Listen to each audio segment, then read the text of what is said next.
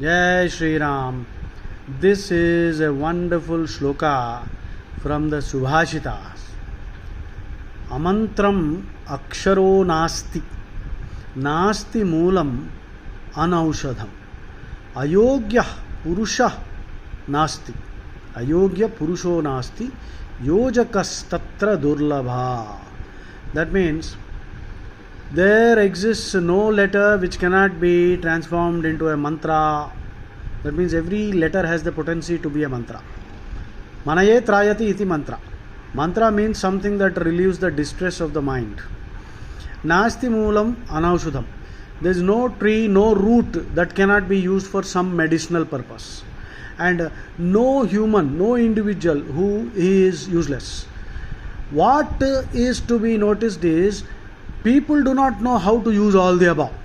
So leadership means the ability to detect, the ability to know how to use the letters and transform them into mantras. Leadership also means to understand the usefulness of every plant, every tree and every root, because everything has some medicinal purpose and every human being has something about him which can make a useful contribution to the rest of the society or sometimes to the whole of mankind. If you are truly a leader, you will discern that, you will intuit that, and give that person the kind of job that will best suit him. Do not ask a fish to fly in the sky. Do not ask an eagle to swim in the water. So, our education system unfortunately is doing just that. See, there is a wonderful story called the animal school.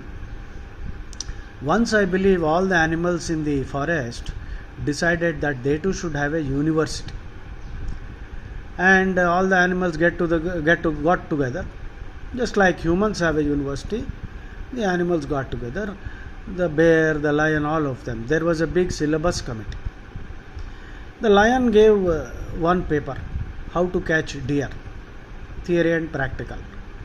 Elephant also gave a paper, how to search for water even in drought conditions, how to walk long distances and how to communicate using infrasound. Okay, theory, practical. So fish gave a paper, how to swim. The eagle gave a paper, one subject, one academic discipline, how to fly. The fox gave a paper, how to make burrows, burrow, burrow. So like this, every animal. The cheetah gave a paper, deer gave a paper, bear gave a paper, the squirrel gave a paper, how to collect nuts, so on and so forth. A huge syllabus was created and a 4-year engineering, animal engineering, which means B.Tech in animal engineering, animal technology, A.Tech. Ours is B.Tech, they gave it the name A.Tech. So finally all the animals sent their children to the university, and all the children after 4 years they came out. All of them failed every paper. Nobody got the degree except one animal. And because that one animal passed all the papers with some grace marks, because the professors were very concerned, at least one fellow should pass. So this fellow was given grace marks and he passed. So finally he was given the gold medal, because this animal got 35 marks exactly in every paper. Yes, you must be wondering, what is this animal? This animal actually is not good at anything. He is moderately good at everything. So with 5, 6, sometimes 10 grace marks, this fellow was forcibly passed. Not only given the degree but also given the gold medal. You have guessed right. It is the blind bat. Bat, gabbilam, chimgadat. वो blind नहीं है, it is not blind, but of course its vision is very poor. It uses infrasound and all that. It's a very intelligent animal. Nevertheless, for the sake of our story, with all apologies to the bat family, I am not intending to hurt the bat family.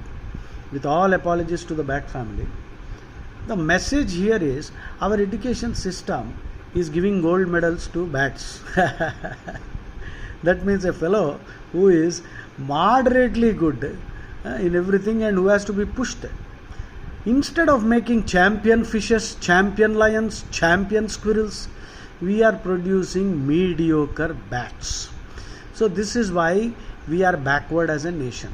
We need an education system which will be aptitude based. Right from childhood, every child should be subjected to aptitude testing. Of course, in Hinduism we have a ritual.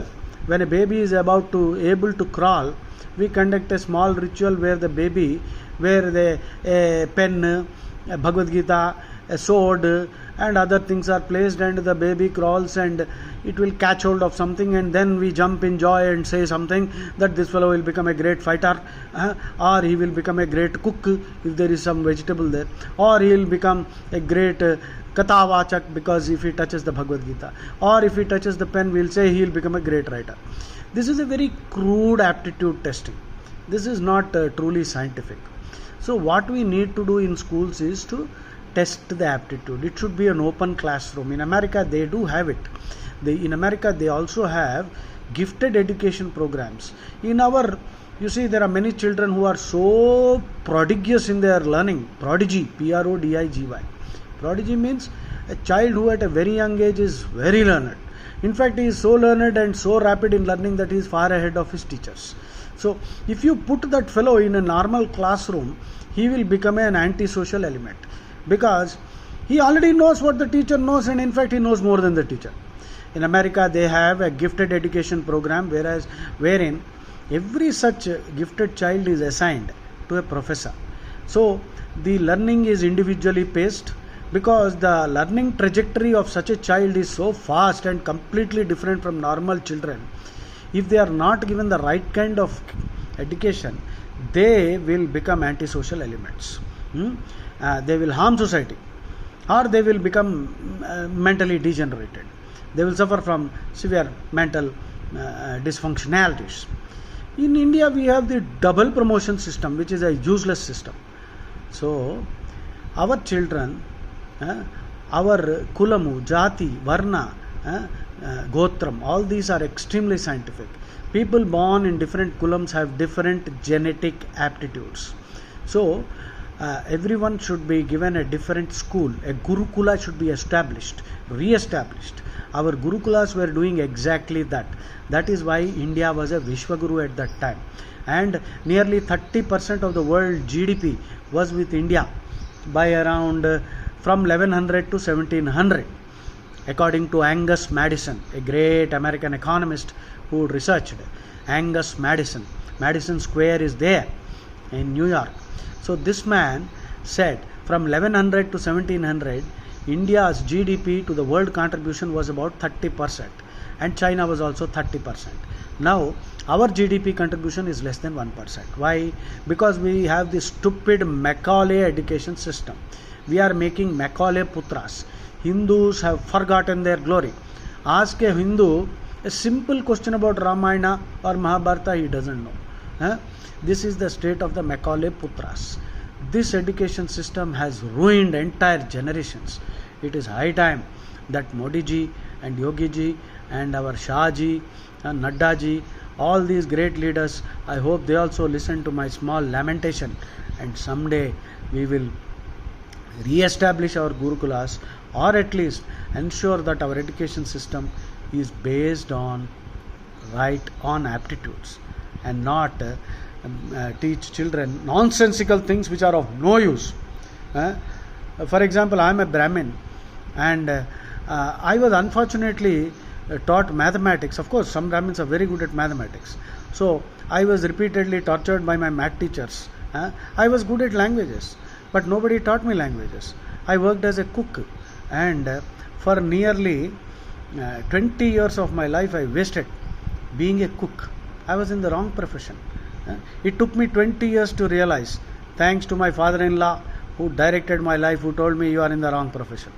After 20 years and being a central government employee, only a fool will abandon that job. But I did. Jai Shri Ram.